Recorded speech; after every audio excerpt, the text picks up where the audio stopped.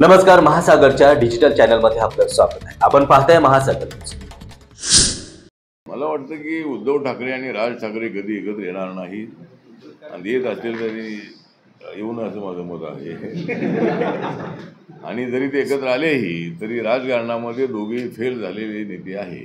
कालच्या निवडणुकीमध्ये आपण पाहिलेलं आहे की फक्त शिवसेनेला 20 जागांवर समाधान मानावं लागलं। तिथं मुख्यमंत्री पदाचा वाद करत बसलेली महाविकास आघाडी, त्या महाविकास आघाडीला जनतेने मोठी चपराक दिलेली आहे आणि तुम्ही फक्त आरोप करता, तुम्ही फक्त अशा पद्धतीची भूमिका मांडता।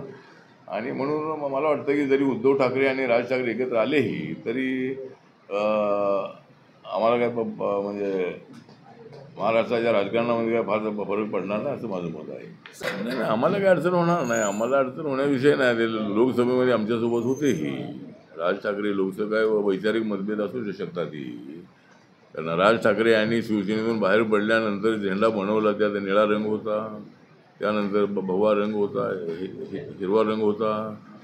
पण आता एकदम भगवा रंग घेऊन हिरव्याला विरोध करणं, निळ्याला विरोध करणं हे योग्य नाही आहे। त्यामुळं राज ठाकरेंना घेतलं तर मुंबई शहरामध्ये उत्तर भारतीय मोठ्या संख्येनं आहे, दक्षिण भारतीय आहेत, गुजराती आहेत आणि